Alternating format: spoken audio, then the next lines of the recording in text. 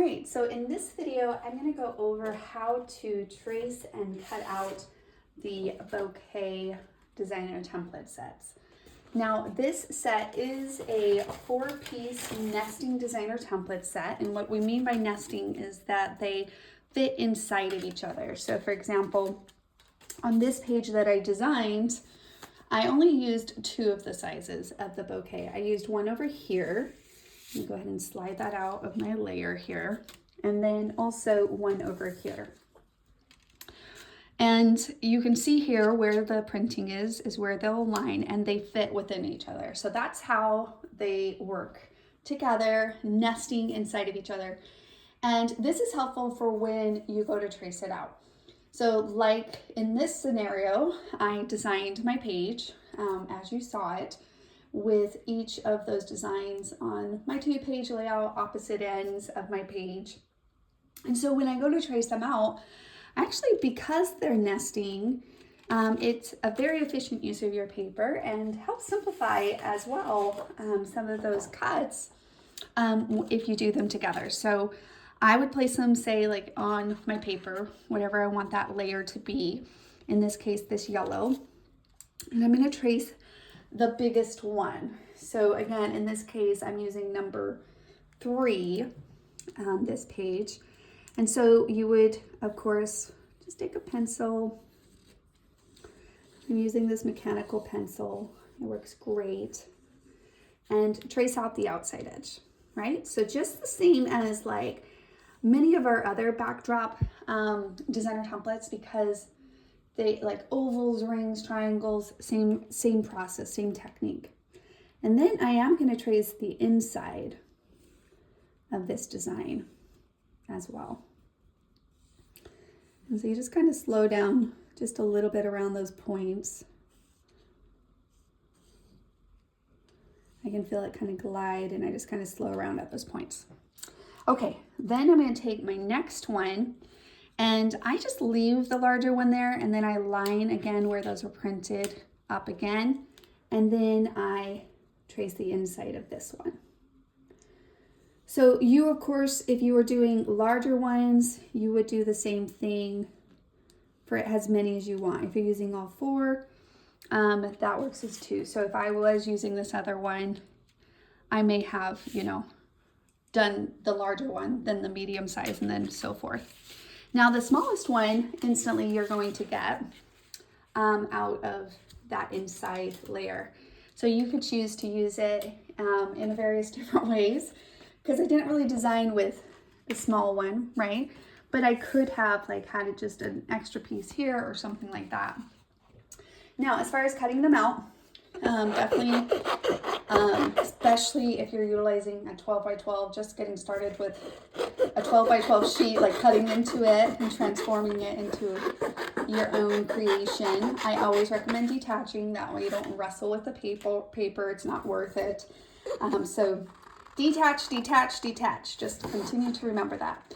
And then I would go ahead and start by cutting, of course, that outside design. Now, this is just continuing that cut. And so specifically in this design, you kind of just want to glide each loop, kind of each round scallop here, using your alternate, not your cutting hand, but just kind of like gliding that through your scissors. And so you can see this hand's doing a lot of the work. It's going back and forth, right? And this hand's, for the most part, staying stationed, the one with the scissors in it. And I'm just kind of doing quick, like small cuts in this case. So just small cuts. Not being specific on staying on that cutting line. I'm just using the trace line. I'm using the trace line as a guideline, but I'm not too hyper-focused on being so exact. It's not going to make too much of an impact on your page, especially once you ink those edges. So I always like to, express that as many possible times, because people are so like, I went off the line. Guess what, guys? I go off the line too, and I promise it always works itself out. Now, as far as how to get it on the insides, this is our trick. We like simple here at Kiwilane. Keep it simple. If you think an X-Acto knife is simple, then absolutely you could pull it out and utilize an X-Acto knife. I think it's a little bit more technical and it requires me to get out a mat, like all of that stuff. For the most part, I already have this stuff in hand's reach, and so I like to keep it as simple as possible. So you will remember most of the time, especially with these larger backdrop elements that really anchor your layout design, they're usually tucked or layered, or something's, a flower's layered on top, a butterfly's layered on top. Something is usually layered on top, and if not, it's easy to layer a butterfly up around a portion of that, right? Like so. Because of that, so then I just clip in, and then that allows me to get to the next layer that I'm going to do the same process with. And then I would just rotate that. Now, of course, you kind of have this little hanging thing here, so you just kind of be mindful of that. And again, taking like 2 or 3 minutes once you get all this done, and just adding a little bit of ink will hide any of those pencil marks. See all those little pencil marks? I'm really not worried about it because I've done it so many times. And I promise if you love the look of my pages, you're going to get the same result by not worrying too much about it, because I don't worry about it. I just ink right over it, okay? So if you're judging your cutting because you think you should be right on those shapes, it's something I definitely don't worry about. So, and like I said, it's because the inking is the next step in that process, and that's what helps me not worry about it because I've done it so many times. So then of course you can layer that. I did have the border looped in that, so once I did ink those edges, basically I would place that back on my page. I have my cute layer of, you know, flower there and a photo. And so then you could do that, of course, over here. We would do the same steps to get this inside out. Now, before I cut the whole thing out, let's say you wanted to use them as like solids, not as open rings. Then of course you would just add this back. Like say I did not trace that middle part, you know, you could use it as a solid piece. You don't have to cut that inside out, okay?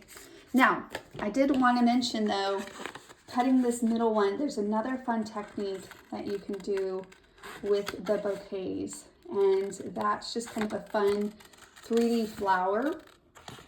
And I'm going to do another video to show that, so make sure to check that out as well on the bouquet set. And I really love doing it with the smallest flower here inside of bouquet. So definitely make sure to check out that video. But overall, hopefully this video has shown you how to trace and cut out the bouquet set together if you're using them on a layout design. And the key, keep it simple. Don't overthink it. Pretty simple. You can see within, I don't know, 5 or so minutes, you're able to sit down and accomplish those designs and add them to your page.